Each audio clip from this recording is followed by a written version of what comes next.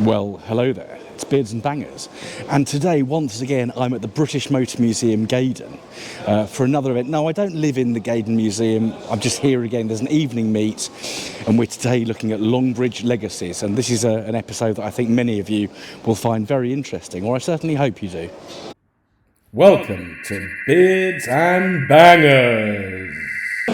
So hopefully you can hear me amongst all this chattering, because the British Motor Museum have put on this event for the Longbridge Legacies, which we're going to go and see in a moment. But they've fed everyone, so there's sausage and mash, there's bread and butter pudding. So if I spin you around, everyone is enjoying a lovely meal. And yeah, so in about an hour's time, spin you back round, we're going to go downstairs into the museum and have a little look at the prototypes. So got Furious driving here somewhere, disappeared off. We've got Tom Drives, and Tom Drives has been instrumental in these prototypes coming to Gaydon.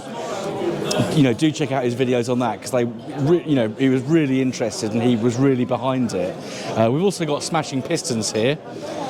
You won't be able to hear him over the noise, but they're Smashing Pistons. There he is. There he is. Yes, we are.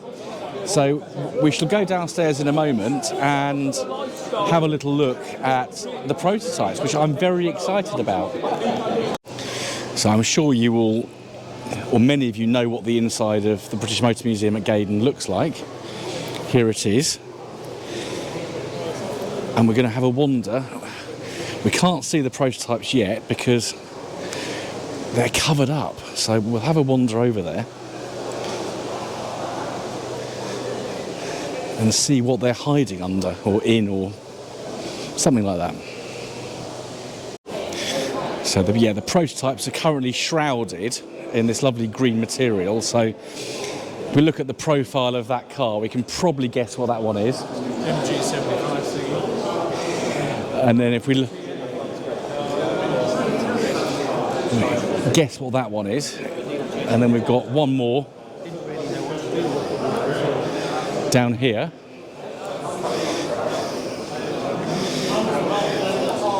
Try not to show you the signs, because you're not sure what these are.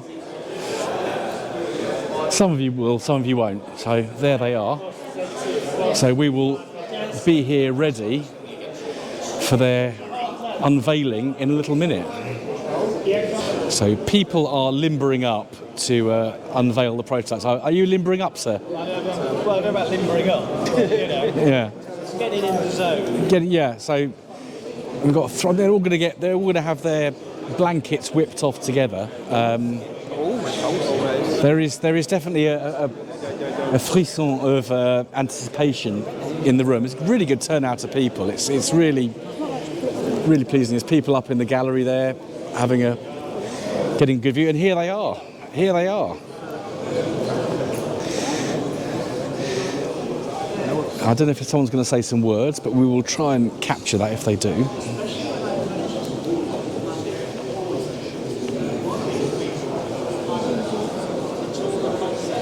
It's gone very quiet, as if someone's expecting there to be words, but...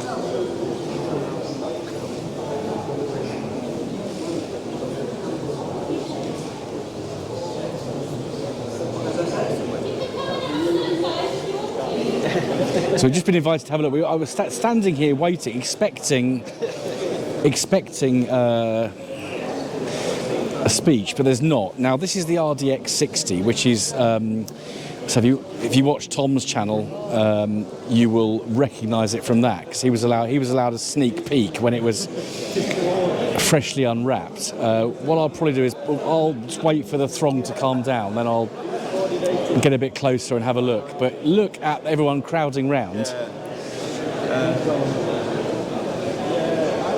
It just shows the love. I mean, this is a Tuesday evening in what is still many would consider winter, and just look at the amount of people who've turned up. Absolutely brilliant, and it's the man just walking into shot now, who's sort of been keeping us all informed, especially of this RDX 60. So wait for the crowds to die down, and then we'll have a proper look in a sec.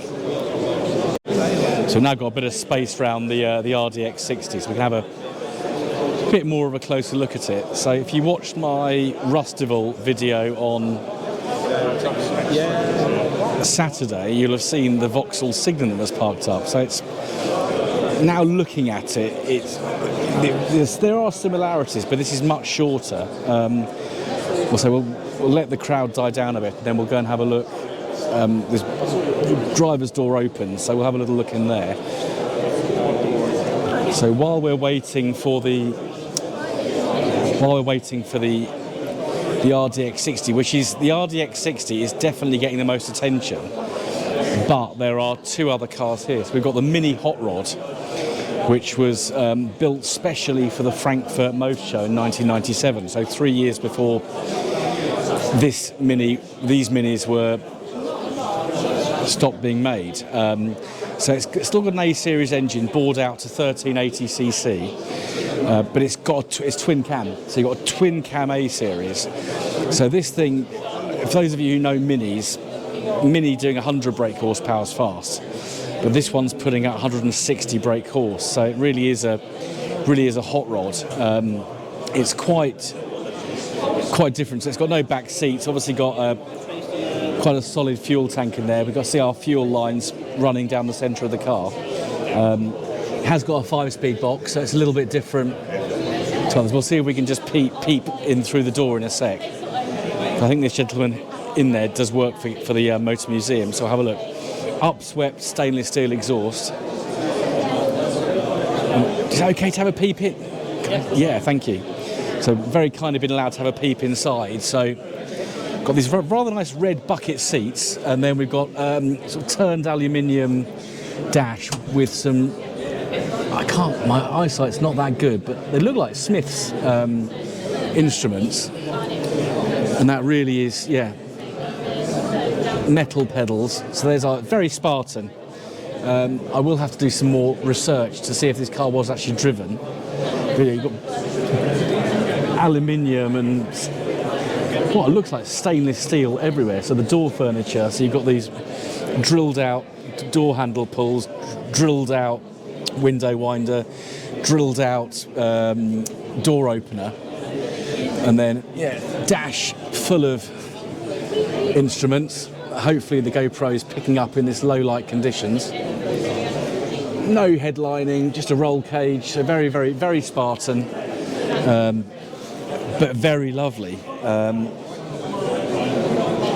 That Sparco steering wheel, again, it's just really basic, but purely built for one thing, for the track or for the raceway, to get to the end as quickly as possible. We'll just step back. I don't know if they're leaving the door open or not. Rather interesting wheels on there. So that's the Mini Hot Rod, and I think this might be the one that Jeremy Clarkson put ketchup in his ears when he test drove it on Top Gear.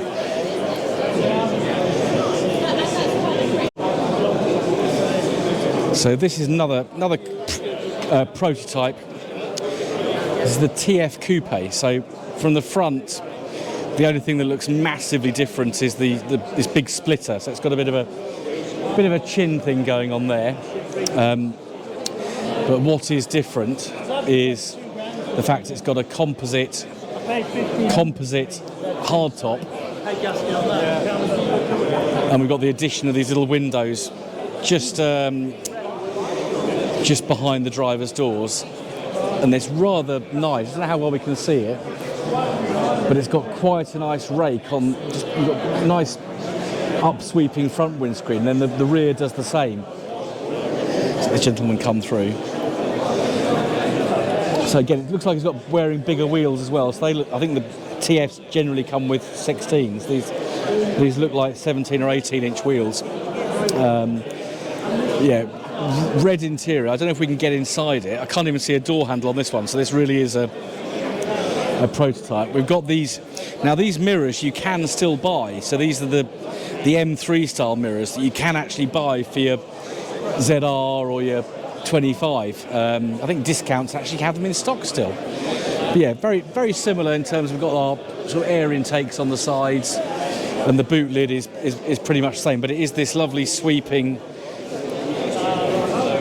roof that makes it different. And it, yeah, really nice design. Was never put into production. This really is a prototype concept. So there's, you know, not a lot else happened with these cars, unfortunately. So it's but they're here. The important thing is they're not sitting outside in the Longbridge factory, hiding behind queue gates. They are here, and they're going to be looked after, loved, and viewed by as many people who want to see them, which is absolutely fantastic. So no obvious way of getting into this car, so we won't ask to get inside this one, not today anyway. We can see inside. We've got usual TF steering wheel, centre console, but we've got this fully red interior. The seats look slightly different to the standard TF one, so that's different, but everything's red, so it's got this maroon colouring throughout the whole interior. Just the actual centre console instrument pack, and then your cluster and steering wheel and controls are in the sort of standard black. But yeah, had this been put into production, then I think the GT Grand Tourer version of the TF would have done quite well, because it's a, I mean, if this was launched today, it wouldn't look that out of place, because the styling is so modern. Really is a lovely looking thing.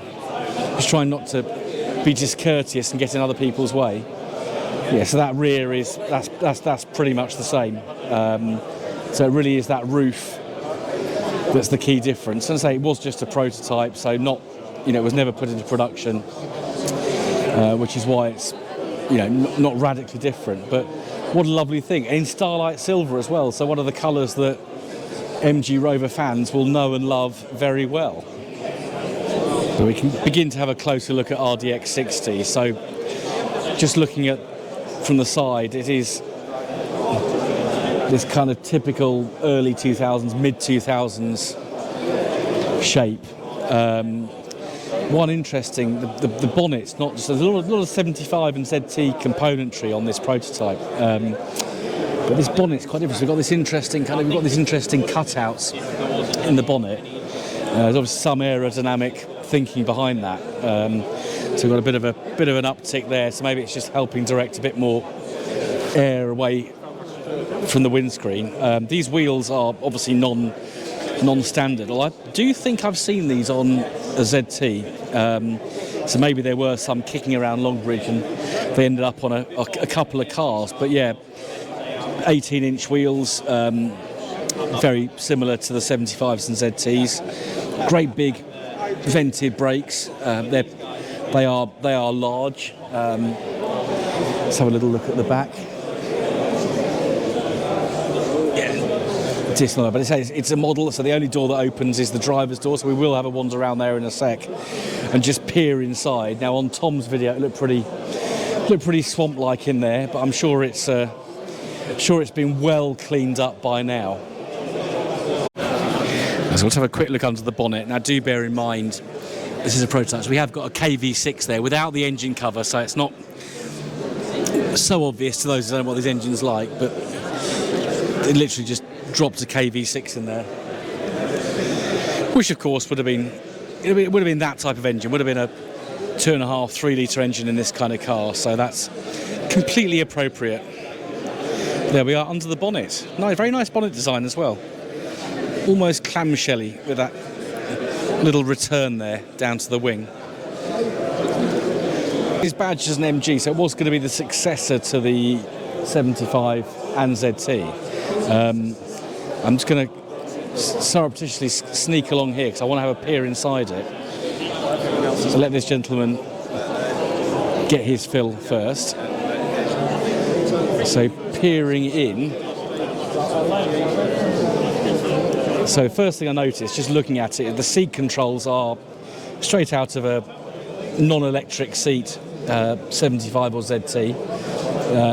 Even the bonnet release is in the same place and it's the same switch, but then it gets a bit different when we get up to the dashboard. So we've got this rather nice double binnacle for the the rev counter and speedos. Very different steering wheel, and we squeeze in a little bit further. So we've got some Alcantara-ish seats. Yeah, and then completely new. Obviously, these are models. So these don't work, these switches. Colin's air freshener disappeared as well, which is a shame. But it's got a new car smell. So this has obviously been thoroughly cleaned. There's no swampiness in here whatsoever. Back seats are rather different, but very, very period for some mid-2000s. But yeah, here is the inside of our DX60. And I shall let my photographer friend now get in there and do his thing.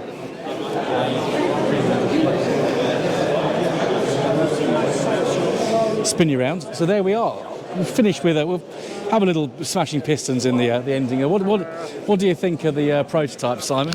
I think they're very shiny, and I would certainly like to take 2 out of 3 of them home. And are you going to be brave enough to say which? I would not put myself in the path of venomous criticism by saying I'd take anything apart from that home. Okay, so make of that what you will.